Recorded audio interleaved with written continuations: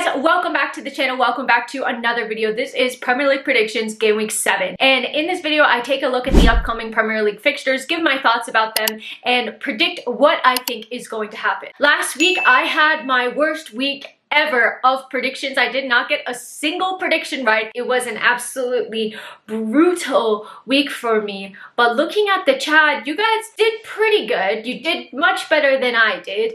But it was just a weird week of fixtures. So I'm glad to see that I'm not alone in some of the predictions that I made, that it really wasn't that odd for me to make. And shout out to David and Junior, who got 2 correct score predictions and got points for the chat. You guys rock. So this week I have some making up to do. I need to be on point with these predictions, so let's get into it. First up, we have Crystal Palace versus Liverpool, and this game could potentially be quite spicy as there have been 2 red cards in the last 5 games between these two sides. Crystal Palace's 4-game unbeaten run came to an end last weekend after they lost 2-1 to Everton. They currently sit in the relegation zone in 18th without a win so far in their Premier League campaign. There aren't any fresh new injury concerns for Crystal Palace. We may see them go with the same starting 11 that they put up against Everton, and that would mean that Trevor Chalobah has to wait a little bit longer for his Palace debut. Contrastingly, Liverpool have been in amazing form so far this season. They're coming off of a 2-0 win midweek in the Champions League. They're currently sat top of the Premier League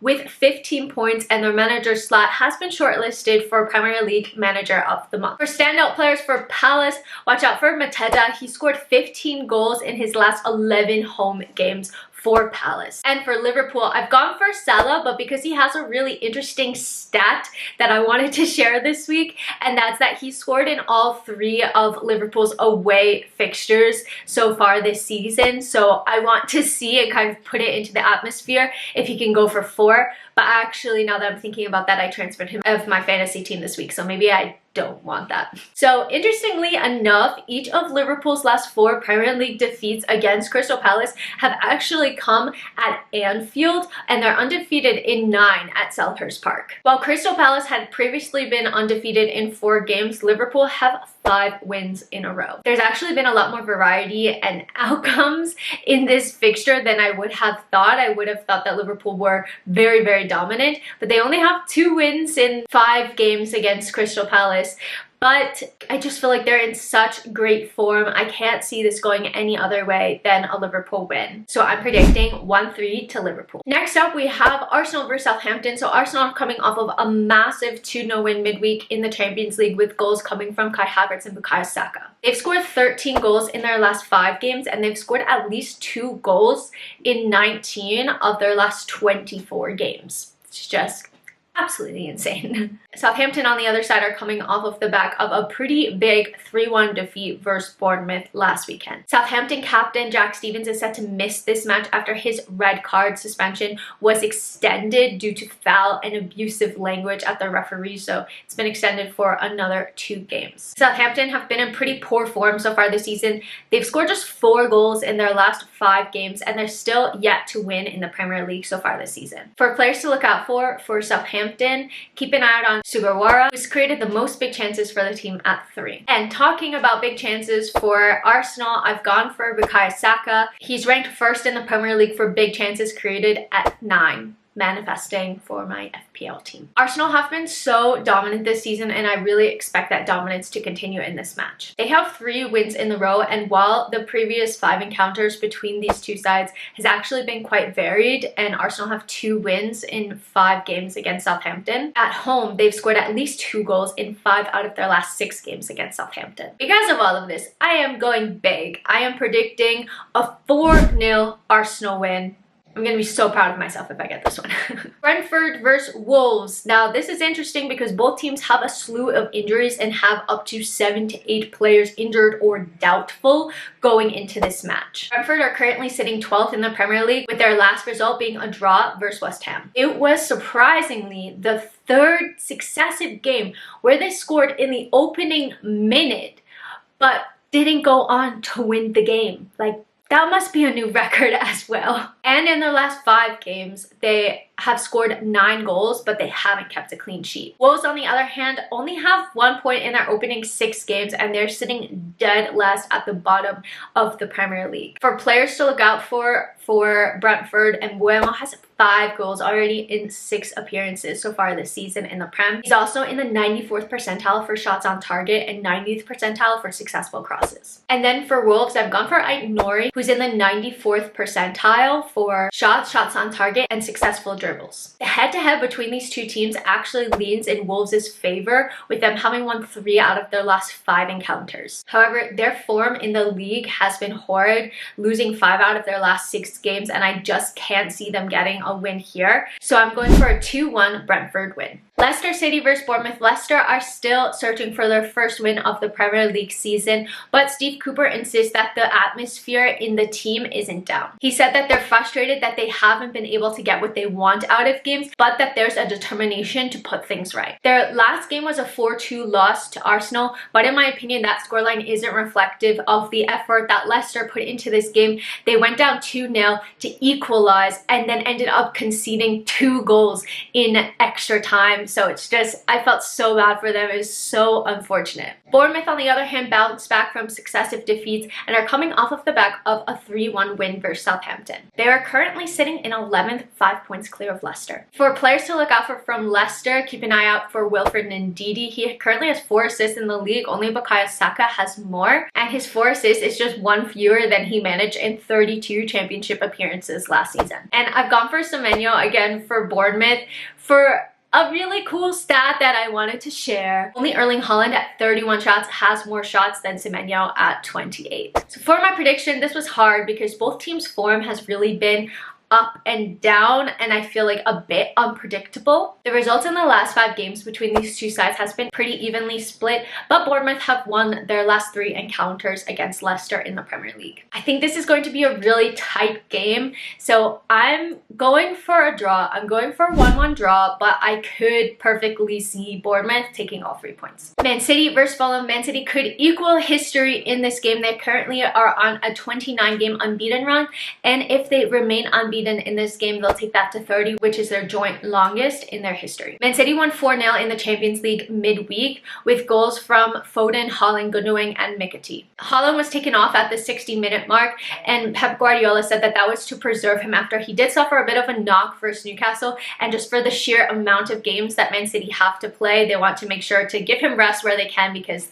at that point the game was basically over. For Fulham, there was drama in their 1-0 win as Raul Jimenez took the penalty off of the designated penalty taker, Andres Pereira. He did go on to score it, but Marco Silva has said it was clearly Raul's fault and it will not be happening again. For players to look out for, I wanted to change it up for Man City because it's so easy to say Erling Haaland every single week. So I've gone for Gvardiol, and he's in the 94th percentile for shots on target, and successful dribbles. And for Fulham, I've gone for Pereira. Only Dwight McNeil has created more chances at 21 in the Premier League so far this season than Pereira at 20. Man City have been completely dominant in their head-to-head, and they've won the last 16 encounters against Fulham. Last season alone, they won by an aggregate score of 9-1. Fulham have been in pretty good form this season, currently sitting in 9th, but I just think that Man City will definitely go on to win this game. I would be shocked if it didn't happen.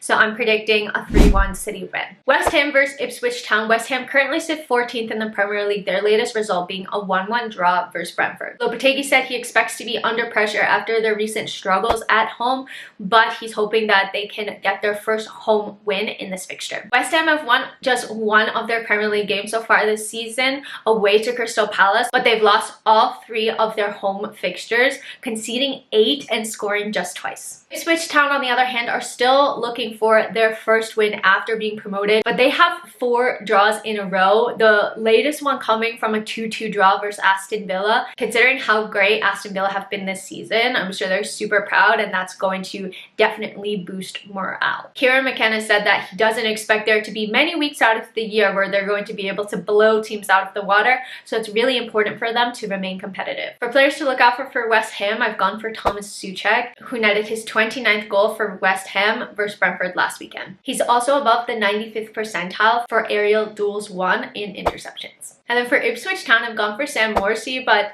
not for the typical reasons. I went for him because he's currently sitting on 4 yellow cards already this season. No player has more than him, and he's going to be looking to avoid a 5th yellow because he is integral to the side. Both teams have actually gotten similar results so far this season, with just a point separating the two sides. West Ham have lost just 1 out of 8 of their Premier League meetings with Ipswich Town. I think that this is going to be a pretty tight game. I initially was edging it more towards West Ham, but my gut is telling me that I just can't ignore the fact that Ipswich have drawn 4 games in a row. So I'm going to go for another draw for them, and I'm predicting a 2-2 draw. Everton versus Newcastle. Everton got their first win of the season last weekend after a 2-0 win versus Crystal Palace, and Dwight McNeil got a brace. Remember who said to look out for Dwight McNeil?